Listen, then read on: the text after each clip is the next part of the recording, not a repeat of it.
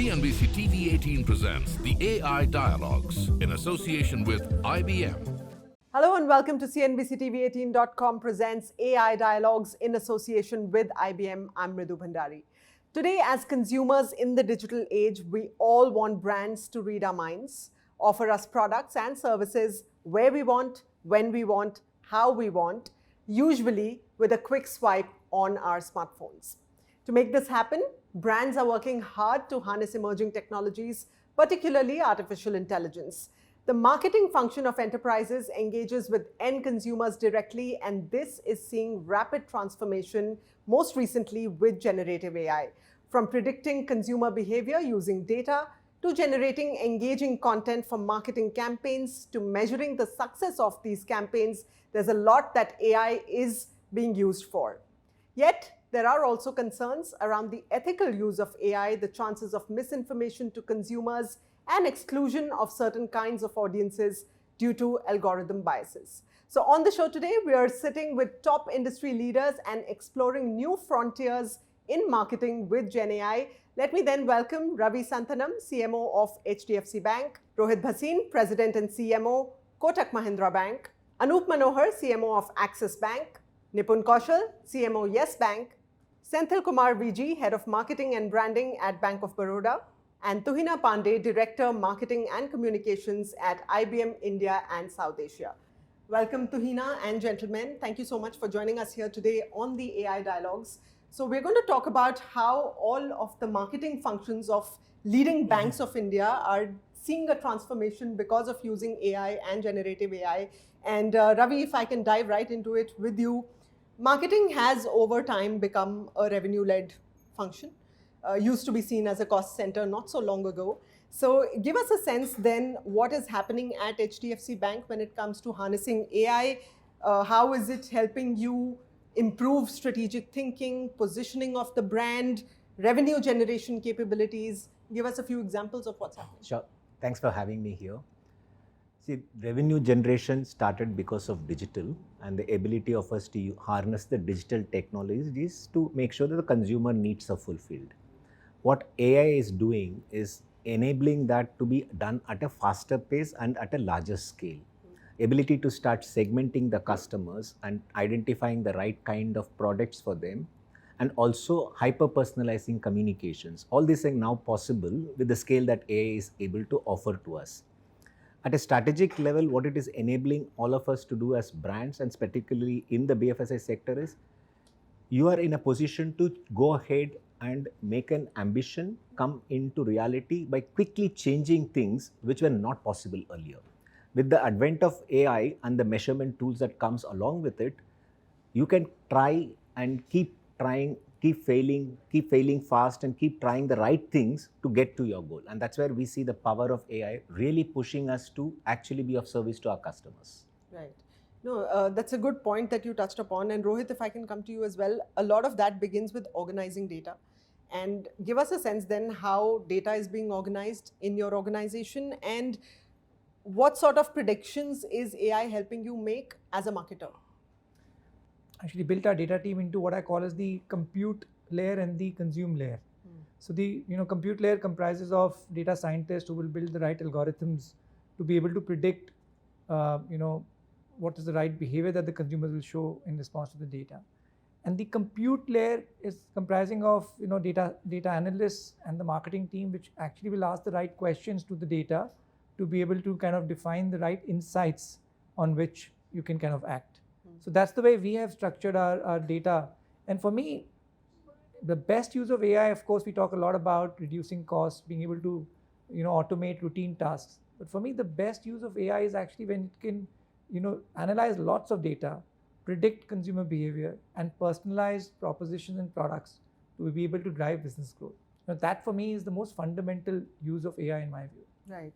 Tuhina, bringing you in. So at IBM, of course, you are enabling a lot of that which banks and companies across diverse sectors are doing. IBM's AI capabilities are powering diverse businesses across sectors today. So give us a sense of how you are enabling businesses to integrate Gen AI models with customer data to really serve some of these personalized experiences that they're talking about, and what's the big challenge really there?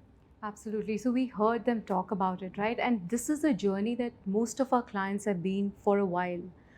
But what has happened now is an inflection point. It's a powerful moment because suddenly the AI is far more democratized. Your imagination is your skill, your language is your skill. Everybody has access to the technology like never before. So the interest and expectation of our business stakeholders, our clients, are also peaking. And the journey that we are on with our clients right now is to look at where do we apply AI where it's most value accretive, where it's maximum relevance for their end users, for example. That is there. And just to give a couple of examples, Mridu, one is, of course, my hot favorite right now is Wimbledon. And we've done multiple features. We've been on a journey with them. The recent one is Catch Me Up, where you get your summary card for each player. You can make your own list.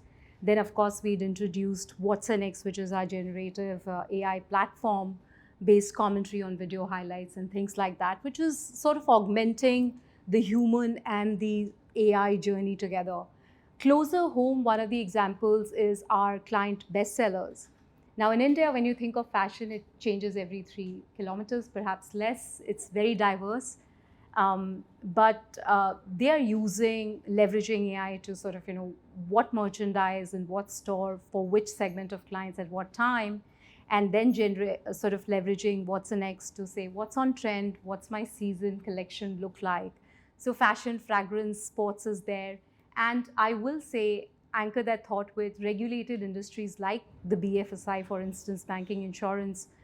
One of the things at IBM that we are over-indexing on is the governance piece and focusing on foundation models, making sure that their data is well represented. And we're kind of doing many experiments and deployment with our clients. So those are a couple of examples that I could think of. Yeah, so you briefly touched upon responsible AI, and I'm going to come back to you with that. But just to bring in Anoop as well, at Axis Bank, then tell us your success stories with AI, or perhaps failure stories in marketing where AI is concerned. Since we're all experimenting right now with the technology, what are some AI-powered marketing campaigns that you've done that have really resonated with your customers? So our biggest experiment that we are running right now is we have this generative AI tool called Adi, Access, whatever. Right, but Adi is really empowering the frontline folk, like people in the branches. A lot of times people join the bank and they don't know the policies, they don't know what the customer has to do, and they're forced to search for it with the customer sitting right in front of them, right? So what we've done is we've developed this tool. It's now available to 61,000 employees. Very soon it's going to get scaled up across the bank, but it's still in a beta stage, to be fair, but it's answering questions that employees have and helping them serve the customer better. What we've also done is integrated it with what the team calls structured and unstructured. So this is obviously unstructured data, but it's also at the same time pulling up, we have a tool called Kaleidoscope that pulls up your last 60-day transaction. So when the customer is sitting in front of you, you're getting a view of what he's done for the last 60 days, plus you are, let's say, he has a question on credit card and, why hasn't my statement come or whatever. And at the same time, if he has any query about the features, etc., it's all pulled up using the tool. So it's pulling both these things together and giving that to the employee. We are seeing some good results. Nipun, adding to what Yes Bank is doing, and any AI-led marketing campaigns yet, and what role is AI playing, if any, in optimizing some of these campaigns and measuring performance as well? Give us a sense of what's happening. So as you rightly said, marketing is no more just a cost center. It is actually an ROI-driven center. So having said that, when we look at campaigns are generally there to generate business from the existing database. So we don't do campaigns, much of it, with the new customer. So we have nearly 6.5 million active customer base. How do we engage with them? We have not fully started with AI, but we are still experimenting, flirting around with the entire concept of AI, because being a regulated entry, you have to be doubly sure on before you get into implementing something.